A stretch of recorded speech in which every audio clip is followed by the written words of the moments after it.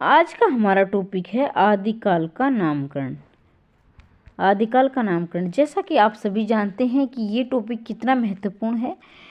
काफ़ी बार हर परीक्षा में पूछा जाता है। तो TGT, PGT, net, assistant professor सभी ही परीक्षाओं में एक प्रश्न आता ही आता है। ठीक है, चाहे वो स्टेट की परीक्षा हो, चाहे केंद्र की परीक्षा हो, केवीएस, एनवीएस, डीटर प्लस भी, सभी में ये प्रश्न आता ही आता है। तो देखिए कितना महत्वपूर्ण टॉपिक है, शुरू से लेकर अंत तक अवश्य देखें। नमस्कार दोस्तों, स्वागत है आपका सक्सेस इन हिंदी अकेडमी में। और तो हम पढ़ने जा रहे हैं आदिकाल का नामकरण। कितना महत्वपूर्ण टॉपिक है, ज़रूर देखें। और रही बात इसमें, तो चाहे केवीएस, एनवीएस, डीटर प्लस भी, चाहे आपके चंडीगढ़ की परीक्षा हो, चाहे टीजीटी, पीजीटी अभी होने वाली हो, या हरियाणा असिस्टेंट की प्रोफेसर के लिए महत्वपूर्ण है। तो चैनल को सब्सक्राइब कर लें, वीडियो को शेयर कर दें ताकि ज़्यादा से ज़्यादा अभ्यर्थी इसका फ़ायदा उठा सकें।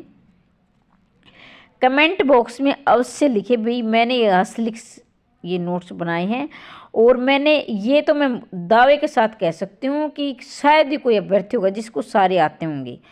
अब आपके मन में सवाल होगा कि जब सारे नहीं आते तो हमें क्या है, हमें ये क्यों करवा रही हो। तो बात ये है कि अब असिस्टेंट प्रोफेसर की भर्ती आने वाली है, और ये नामकरण मुझे लगता है कि आपको आने ही आने चाहिए, क्योंकि एक प्रश्न आता ही आता है। मान लीजिए, मानती हूँ मैं 10-15 सभी को आते हैं, लेकिन आज जो मैंने की है, मैंने 4-5 पुस्तकों को पढ़ा है और फिर मैंने इसके नोट्स बनाए हैं। तो मेरी मेहनत काफ़ी लगी है, और ये मेहनत मैं बिल्कुल आपको निःशुल्क करवा रही हूँ। तो निःशुल्क का फ़ायदा उठाएं, और मेरी मेहनत का एक कमेंट अवश्य लिखें कि आपको ये वीडियो कैसी लगी। लेकिन अभी आपने देखी नहीं है, देखने के बाद ज़रूर कमेंट करेंगे। तो शुरू से लेकर अंत तक अवश्य देखिए, 1 नंबर पक्का होगा। एक नंबर पर सिलेक्शन रुकता है और एक नंबर पर सिलेक्शन होता है। तो अभी मैं ज़्यादा समय आपका नहीं गवाऊंगी, टेलीग्राम से अवश्य जुड़ जाएं, और मैं निःशुल्क पीडीएफ में आपको प्रोवाइड करवाती हूँ। चैनल को सब्सक्राइब करते हुए जाए, शेयर अवश्य किया करो। आप शेयर नहीं करते हो, अपने दोस्तों तक शेयर किया करो भाई ज़्यादा से ज़्यादा, क्योंकि उनको भी निःशुल्क का फ़ायदा मिल सके। ठीक है, और मैं इतनी मेहनत कर रही हूँ, तो कोई जो पेड क्लास है उसको भी नहीं करता होगा इतनी मेहनत, क्योंकि मैं आपको बार बार में जब भी समय मिलता है मुझे सिलेक्शन नोट्स भी आपके लिए लाती रहती हूँ। तो ये सभी जानते हैं आदिकाल को वीर गाथा काल किसने दिया था, रामचंद्र शुक्ल ने। ठीक है, लेकिन इसके पीछे का कारण क्या है, मैं हर प्रश्न के पीछे कारण बताती हूँ और अपनी निजी ज़िंदगी से जोड़कर पढ़ाती हूँ, और जो क्योंकि वो हमें लंबे समय तक याद रहता है। अब वीर गाथा काल इसलिए कहा गया था क्योंकि जो 12 ग्रंथ थे, ये आदिकाल के 12 ग्रंथ थे, उनके आधार पर कहा है। जैसे रासो ग्रंथ है, जैसे पृथ्वीराज रासो है, बिसलदेव रासो है। तो इस प्रकार से जैसे कीर्तिलता है, कीर्तिपता का विद्यापति, तो इन ग्रंथों के आधार पर कहा गया है। लेकिन बिसलदेव रासो का अगर मुख्य रस देखा जाए तो उसमें मुख्य रस क्या है, श्रृंगार रस है। लेकिन हम ये भी नहीं नकार सकते कि उसमें वीर रस नहीं है। वीर रस उसमें है, लेकिन अहम भूमिका किसकी है, श्रृंगार की रस की है। लेकिन फिर भी रामचंद्र शुक्ल ने इसलिए उनके आधार पर कहा गया क्योंकि उसमें वीरता भी है, दोनों ही रसों का सामंजस्य है। आगे बढ़ते समझ गए होंगे वीर गाथा काल क्यों कहा गया है, क्योंकि आपने बहुत सारे अभ्यर्थियों ने ये तो रट लिया वीर गाथा काल रामचंद्र शुक्ल, लेकिन क्यों कहा गया कई बार ये भी पूछ लिया जाता है, तो मैं ये भी बताऊंगी आपको। अब देखो, सिद्ध सामंत काल, पंडित राहुल शंकरत्यान। तो ये स यहाँ जल्दबाजी में लिखा गया है, गलत लिखा गया है, ये मैं ठीक कर देती हूँ, शंकरत्यान है ये।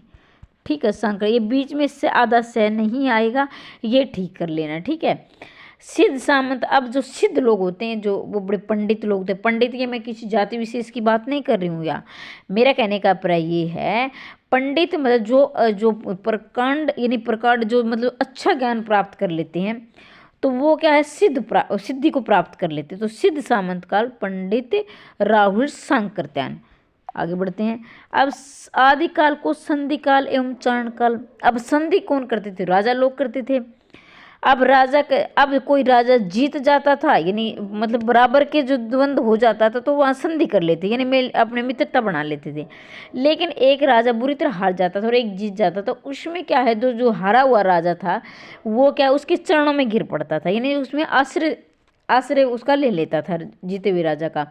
तो डॉक्टर रामकुमार वर्मा क्या कहेंगे, संधि काल एवं चारण काल। और राम को हम यहाँ किसी राजा से लेंगे। राजा क्या है, जैसे रामचंद्र, जैसे राम थे, अब रामचंद्र शुक्ल के आपके दिमाग में होगा, तो शुक्ल आप इसलिए नहीं कर, कुंवर, मतलब राजा क्या है, कुंवर है। राजा भी जो जवान राजा होगा वही क्या है, युद्ध लड़ेगा। अब क्या है, जो बुढ़ापा होगा वो तो युद्ध लड़ने नहीं जाएगा। तो राम कुंवर, कुंवर। तो ये आपका संशय मैं दूर कर देती हूँ, कहीं आप और मैम रामचंद्र शुक्ल आ गया तो, लेकिन तो इसलिए डॉक्टर राम कुंवर लेंगे आप। बीजवपन काल महावीर प्रसाद द्विवेदी। अब महावीर प्रसाद द्विवेदी वो है, ये यहाँ महावीर प्रसाद वो है जो जिसके द्विवेदी युग का नामकरण पड़ा था। लेकिन हम यहाँ क्या पढ़ेंगे, क्योंकि हमें तो एक नंबर चाहिए, तो किसी न किसी तरह हमें एक नंबर मिल जाए।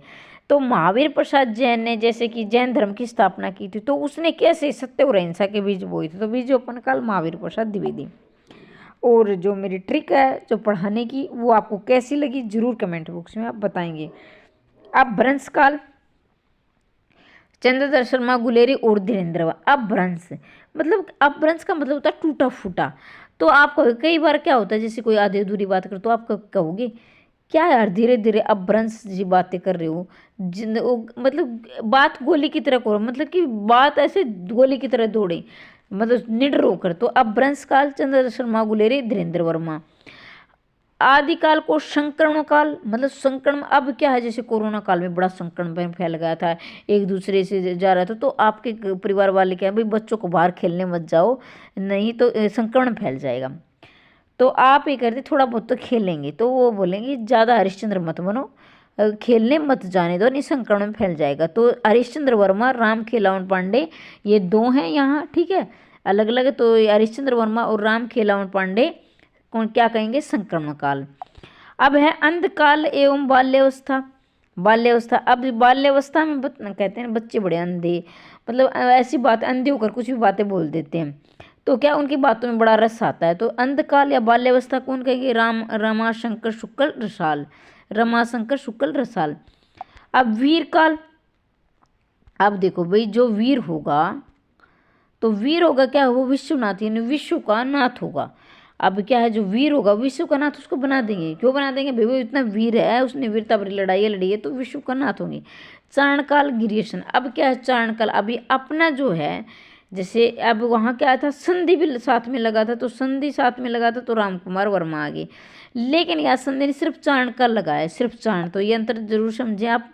तो संधि काल एवं चारण काल ने तो रामकुमार वर्मा है, लेकिन चारण काल गिरियसन, अब क्या है भाई, अपना सन तो सबको बहादुर लगेगा, लेकिन गैरों का सन क्या है, गिरियसन मतलब गैरों का सन क्या है, वो कहेंगे भाई ये तो गैर, मतलब ये तो चरणों में गिर जाता है, तो ये मतलब डरपोक है।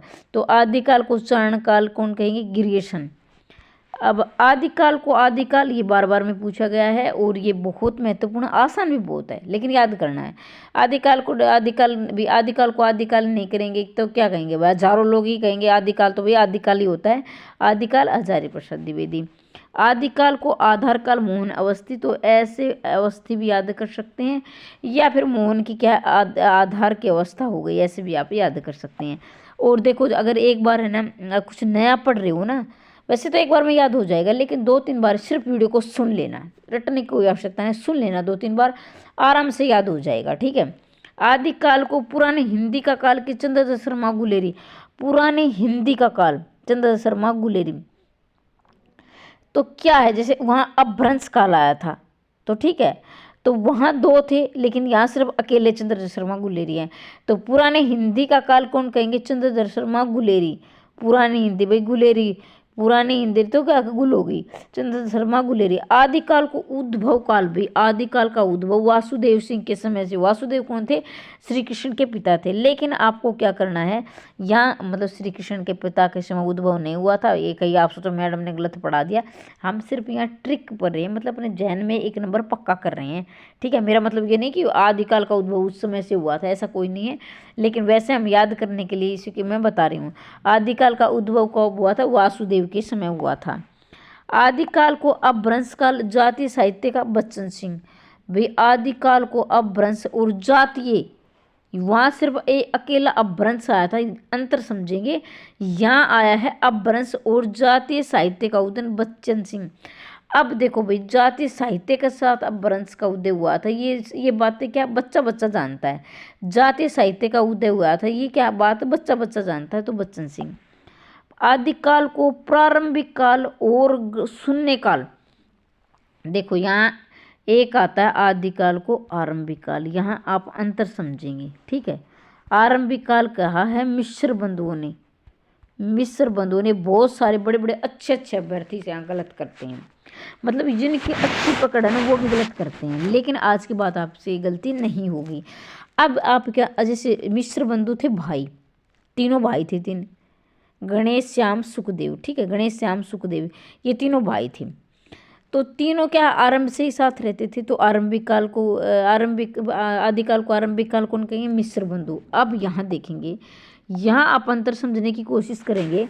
प्रारंभिक काल, देखो यहाँ पे आया है तो यहाँ भी पे आया है, प्रारंभिक काल गणपति चंद्रगुप्त, और शून्य काल, या ऐसे अगर दोनों साथ लगे तो ये देखना कि जब हम किसी कार्य का शुभारंभ करते हैं शून्य से, तो हम पहले गणपति की पूजा करते हैं, फिर हम आगे बढ़ते हैं। तो शून्य से शुरुआत करते हैं किसी कार्य को तो गणपति की पूजा करते हैं।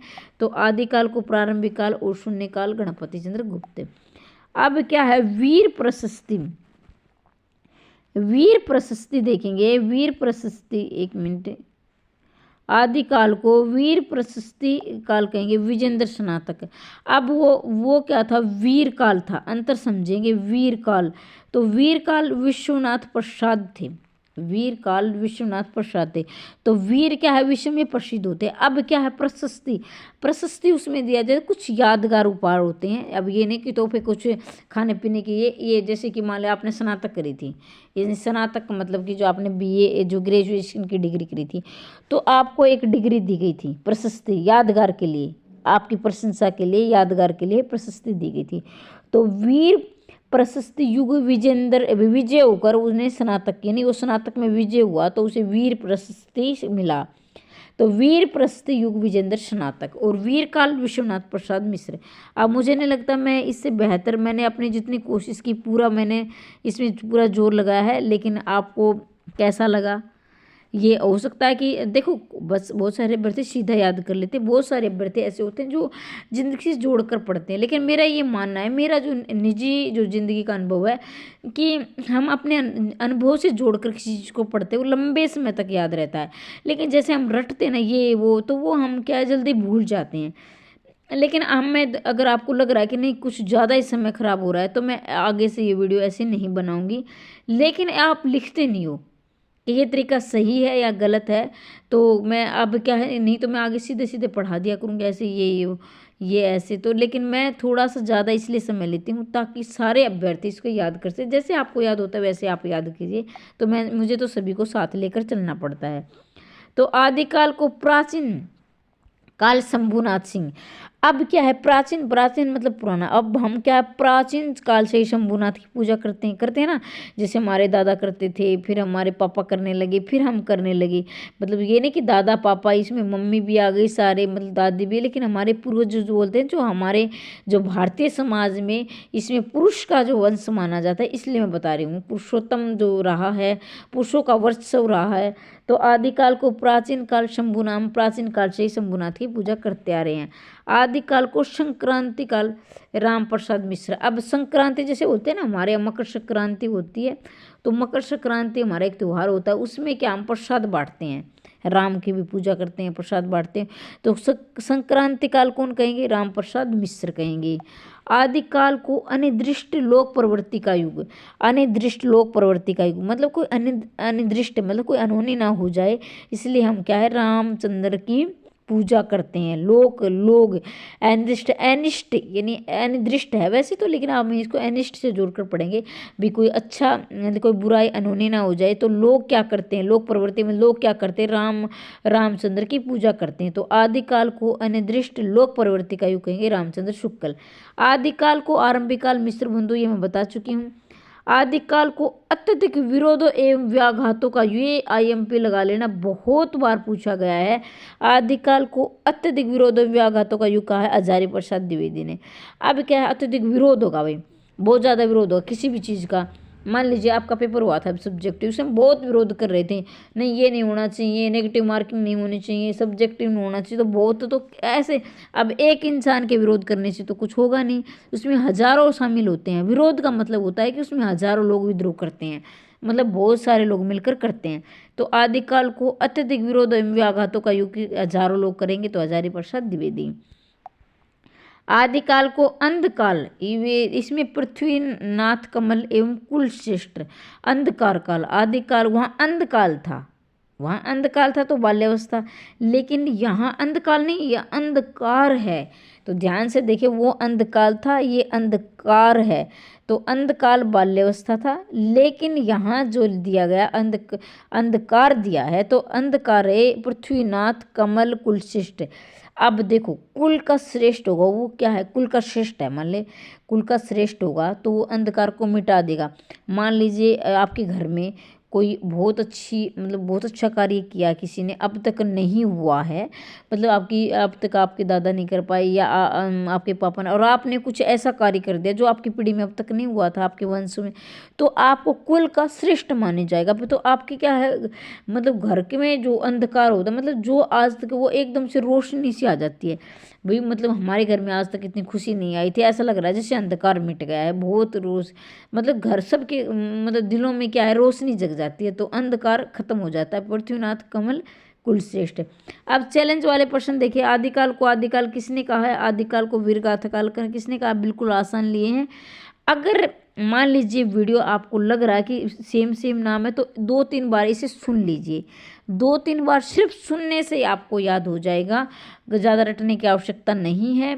PDF मैं टेलीग्राम पर शेयर कर दूंगी।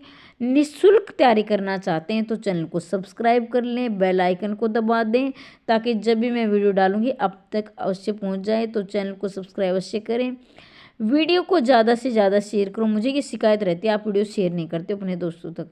और निःशुल्क, और ये वीडियो कैसी लगी, मेरी मेहनत आपने देखा होगा भाई, ये मैंने कई 4-5 पुस्तकें पढ़कर तभी इकट्ठे किए हैं। हालांकि मैं, हो सकता है किसी को सारे याद हों, लेकिन मुझे नहीं लगता कि सबको याद होंगे। तो कमेंट बॉक्स में अवश्य लिखें कि ये मेरी मेहनत कैसी लगी। अगर आपको अच्छी लगी हो तो मैं और तैयारी करके आऊँगी, इस प्रकार के प्रश्न और लेकर आऊँगी, नहीं तो फिर सीधी PDF पर करके आपको पढ़ा दूँगी। तो हमेशा आगे बढ़ते रहिए, तैयारी करते रहिए, दिन दोगुनी रात चौगुनी उनते करते रहिए, हंसते रहिए, मुस्कुराते रहिए। मिलते हैं अगली वीडियो में, तब तक के लिए जय हिंद, जय भारत।